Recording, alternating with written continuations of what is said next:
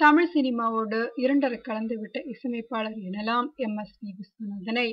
87 வயதான பழம்பெரும் இசையமைப்பாளர் எம்.எஸ்.வி. விஸ்வநாதன் இன்று உடல்நலக்குறைவு காரணமாக சென்னை மருத்துவமனையில் உயிரிழந்தார். உடலளவில் அவர் மறைந்தாலும் காலத்தால் அழியாத பாடல்களை கொடுத்து தமிழ் சினிமா ரசிகர்களின் மனதில் அவர் என்றும் வாழ்வார் என்பதில் ஐயமில்லை. எம்.எஸ்.வியின் பாடல்கள் என்றாலே அதில் ஒரு துள்ளலும் துடிப்பும் நிச்சயம் பிறந்திருக்கும். நினைத்தாலே இனிக்கும் படத்தில் இடம்பெற்ற எங்கேயும் இப்போதும் பாடல் நிச்சயம் கேட்பவர்களை ஆட்டம் போட வைக்கும். மனதை மயக்கும் இனிமையான பாடல்களை தந்ததனாலே என்னவோ அவருக்கு மெல்லிசை மன்னன் என்ற பட்டம் கிடைத்ததா. கவிஞர்களின் பாடல் வரிகளுக்கு தனது இசையால் உயிர் கொடுத்தவர் எம்.எஸ்.வி.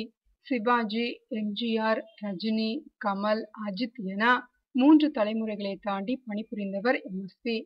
ஜெய்சங்கர், சிவகுமார், முத்துராமன் என பாரபட்சமின்றி தனது இசையை அள்ளி வழங்கிய வள்ளலவர். இசையமைப்போது நிறுத்திவிடாமல் சில பாடல்களை தந்து வித்தியாசமான குரலால் பாடி ரசிகர்கள் மனதில் இடம் பிடித்தவர் எம்.எஸ்.வி. ஊருக்காக ஆடும் கலைஞன் தன்னை மறப்பான், தன் கண்ணீரை மூடிக்கொண்டு இன்பம் கொடுப்பான் என பாடல் வரிகளை உண்மையாக்கியவர். காலத்தால் அழியாத பல பாடல்களை கொடுத்த எம்.எஸ்.வி.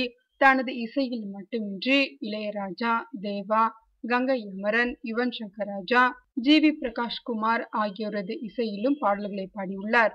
இசையமைப்பாளராக மட்டுமின்றி குணச்சித்திர நடிகராகவும் தனது திறமையை நிரூபித்தவர் எம்.எஸ்.வி. தமிழில் சுமார் 10 படங்களில் அவர் நடித்துள்ளார். காதல் மன்னன், காதலா காதலா உள்ளிட்ட படங்கள் அவற்றில் சில. தென்னிந்திய பிலிம்பேர் வாழ்நாள் சாதனையாளர் விருதும் சிறந்த இசையமைப்பாளருக்கான கேரள அரசின் விருதும் பெற்றவர் எம்.எஸ்.வி. என்பது குறிப்பிடத்தக்கது.